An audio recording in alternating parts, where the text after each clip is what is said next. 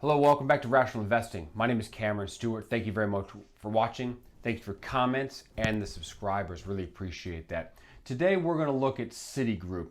This is part of our bank series. We've looked at Wells Fargo, we've looked at JP Morgan Chase. Now we're going to look at Citigroup. Before that, I want to remind you how the banks operate. Remember, the way we look at a stock is we look for 5 key attributes: revenue growth, earnings growth, as we define it by EBITDA, free cash flow growth, solid balance sheet, and a well-priced stock as our 5 hallmarks. We use that to determine what the intrinsic value of a business is. We then compare the intrinsic value with the market price, and we look for that to close, and that closing of the delta is our economic return over time. Now, the bank stocks are slightly different. Remember in the earlier series, what we talked about is the fact that the bank stocks don't have a raw material like traditional manufacturers do. Cash is their raw material. So it's very difficult to discern from the cash flow statement or from earnings what cash is giving money to investors or investor deposits, and what cash is cash generated from operations. So we will look at book value, and we will look at net income margin as our hallmarks for value.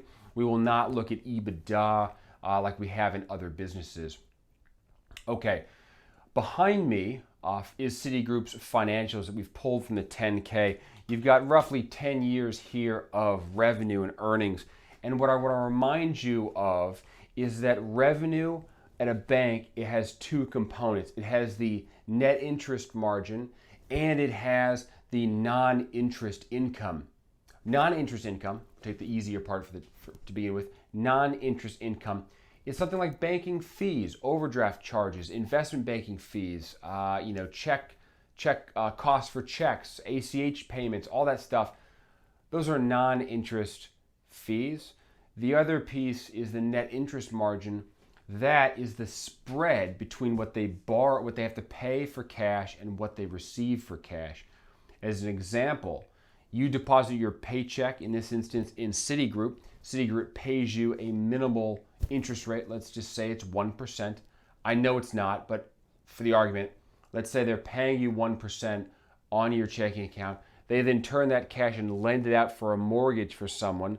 That mortgage pays the bank 4%. So 4% coming in, 1% going out. That's a 3% net interest margin as an example. And we look at book value. Book value because banks have financial assets as their assets. Those assets are marked to market annually, and it's a much better indication of actual market value than, say, a traditional balance sheet is from an operating company such as Ford Motor Company, which books assets at cost and holds them at cost even if it's 10 years old, with depreciation, of course. A bank, because it's a financial institution, a financial instrument, is marking to market that asset. So what's on the balance sheet is much closer to actual liquid value or market value than a traditional business. Also, you're going to notice that earnings are much more volatile for banks because they're taking any change in market value in the asset, and they're expensing it in that period. So you're going to see large swings in earnings. It's a little more difficult to come up with an average. So behind me, as I indicated, is the total revenue for Citigroup. It's both interest, net interest margin, and non-interest revenue. And you'll see that one glaring thing here is it's flat over the year. It starts at $101 billion, and it ends at $101 billion, 103. Okay, fine, a little growth, 103. But that's essentially zero growth over a decade. That's a problem, right? We expect banks to be able to make money just like any business. Interesting thing here is that revenue's flat, but they've generated earnings with flat revenue. Earnings grew 6.4% over that time period, starting at 11 billion, going to 18 billion. That's nice to see. You'll also notice there's some negative here. There's large swings, positive, negative. That's most likely from the change in asset value like I described earlier. On the whole, Their margin is 11%, which is less than we're seeing from JP Morgan Chase, and Wells Fargo. They're in their 20% range. This is 11, so almost half as profitable, which could be a good thing, could be a bad thing. Depends how you look at it. Maybe over time they were able to get their earning margin up to average, 18% recently being at that mark. Historically, not so much. So interesting to note. Shares, they have been buying back shares, as you see here, buying 3.2% of the outstanding shares have been reduced since we started doing this. And you'll recall my earlier discussion about share buyback is a great tax-free benefit to the shareholders that own the stock. It means you own a greater percentage of the business with your shares. Earnings growth, regular earnings, net income divided by share outstanding. Share price is the average share price for the month of the fiscal year end.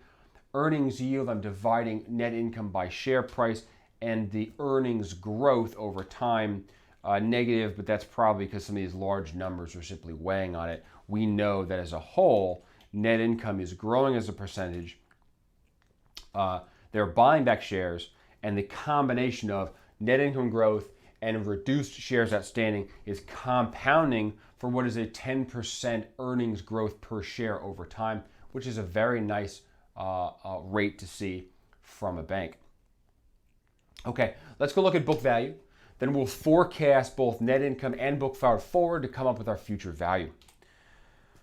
Scrolling down, we'll come up with the assets. So total assets is our starting point for Citi, and you'll see $1.8 trillion come down to $1.95 trillion, roughly flat, which is in line with what we saw with revenue.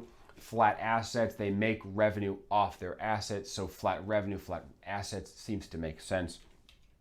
Less goodwill intangibles, less long-term liability, total liabilities, not just long-term, all liabilities, to come up with a book value. I've referenced some of my earlier videos that goes through goodwill and goes through long-term, total liabilities. We're going to skip that, move right through. Total assets minus goodwill minus total liabilities gives us book value. Book value 144 billion to 166 billion. That's a 1.8% growth rate annually. Per share book value, just taking the book value divide by the number of shares outstanding, gets you book value per share. And then the growth rate, 5.2%. You can see what reducing shares outstanding is causing a lift to book value per share. You've got market cap, which is per shares outstanding times price, and a price per book value. What I'm doing here is I'm taking market cap, dividing it by book value, and I get price to book. What's interesting to note here, the price to book has been below 1 several times in the last decade. That means you're buying, in this instance up here, that means for 50 cents of market price, you get a full $1 of book value, which is buying things at 50% on the dollar, which is a very nice thing to see. As of the end of the fiscal 19, they were 1-to-1. They've averaged 0.9 over that decade. If I just, for fun, plug in the current market price, which is $45, and look down here at last fiscal year, that's what this number here is. This is me taking current market price, punching it into last year's information, so I get a book value currently being traded, roughly 0.6. So you're at a heavy discount to book value currently. And if you look at the spectrum, you've only been that cheap a decade ago. So that when you think of investing and you think of risk return, buying in at a low price is an excellent way to protect your investment. I would reference, please, the Domino's versus Google video. You'll see that one of the hallmarks of our 5 key attributes is buying at a low price, and that is one of the biggest single things you can do to enhance your return is buying at a low price. And you're going to see that here with Citi. Okay, so where are we? We know that they're currently trading at 0.6 times book value. That's basically 60 cents on the dollar, and that is a decade, roughly decade low. Now let's forecast forward. We're going to pick up book value, and we're going to forecast it. I'm basically following the same pattern with all the bank stocks. I'm assigning zero growth for the next 2 years. I don't know what COVID's going to do. I don't know how much of their loan portfolio is going to be affected by the retail carnage that we're going to see, how many loans are going to go under or non-perform. So I'm basically just holding still for the next 2 years to give us some cushion. I then pick up the growing book value at their historic growth rate, which has been 1.8%. It's been very low growth. And what that does is it gives me $192 billion of market value, book value in 2029. I then assign the average book value per share multiple of 0.9. So I'm still projecting it's under book value in the future. And I get $165 billion of market value divided by shares outstanding, which they continue to churn through.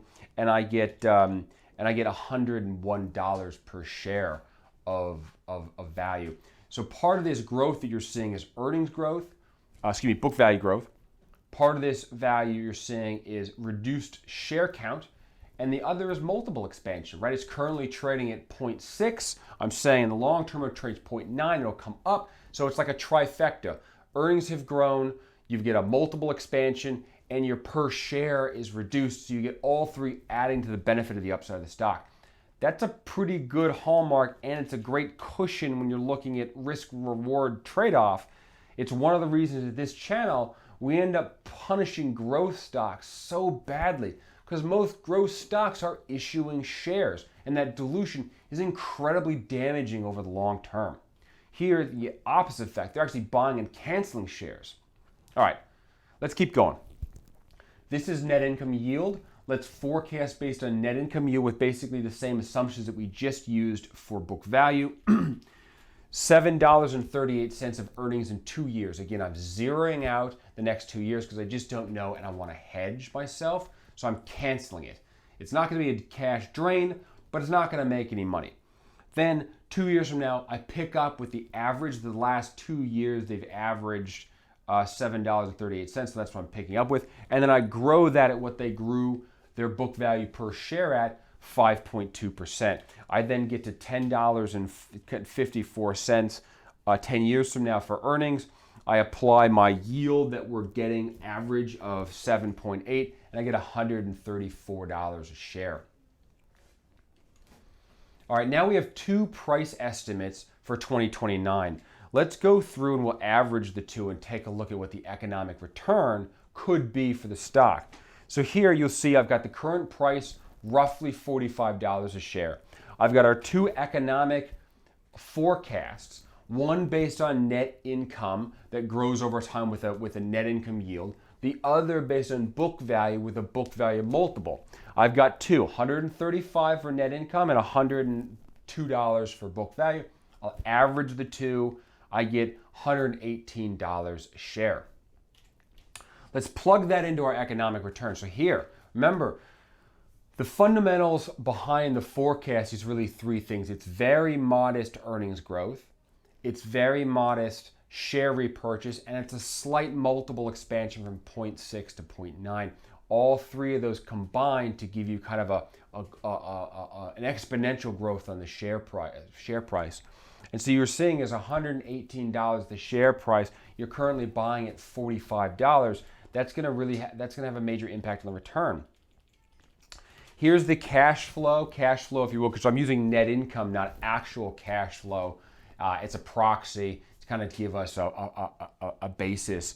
But I buy it at $45. I get nothing for 2 years. In reality, I'll probably get a dividend, but right now, for nothing for 2 years. I start picking up for net income, and then I get the exit $128.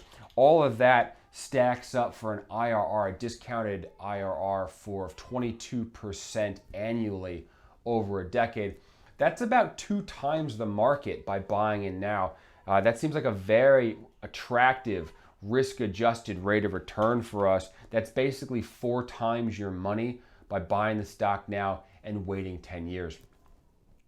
You know, is this going to happen? Who knows? How damaging COVID for the economy? How long is it going to take to cover all of that? I don't know. But what we do is we apply a very reasonable forecast of growth. Low single digits of earnings, low single digit share repurchase, and a small multiple expansion back to the average. Those 3 combine to give a very robust return. So I'm gonna give this a good. I like the banking sector. I think it's been absolutely punished. And if we actually get a V-shaped recovery, you can see a very quick return to normalization and realize this. Or long term, it's a great thing to hold over the long term, and it will pay you handsomely over the decade. Now, the last thing I've been doing is I've been giving you a distribution because we know that the intrinsic value of the stock is $118 in 10 years. But today's price goes all over the place as people fight for what they think the value is or what their reason for trading, whatever random Fibonacci chart they pull up with some dotted line they want to buy and sell over, which is just absolute nonsense. But based on rational thinking, based on cash flow, we have $118. So as people trade in and out of the stock, you can take advantage of that, right? If we're at $45 now, and this row here represents the entry point for you as the investor that you bought the stock in. If it were to come back below $45, let's say $41, but I held the economic return the same, the IRR goes from 22 to 24% return. Fantastic. It goes even higher the lower it goes. Conversely, if stock goes up, it still looks like it's going to outperform the market even if it gets a little bit of rally because, again, the aforementioned small earnings growth, repurchase of shares, and the market multiple expansion gives us a very nice return over the long term. So I think here you've got a defensible position being the bank. It's a top bank in the world. You've got a lot of things here that are going for you in terms of the simple growth, the simple repurchase of shares, and the simple market multiple expansion. All of them combining for a return that I think is very reasonable. Let me know what you think on this. This is part of the bank series, right? We've done Wells Fargo, we've done JP Morgan Chase, and we've done here Citi. Got a couple more for you. Stay tuned. My name is Cameron Stewart. This is Rational Investing. Thank you very much for watching. Please hit the subscribe button, comment. Let me know what stocks you want to hear. I'm cranking through them as fast as I can. All right, cheers. Bye-bye.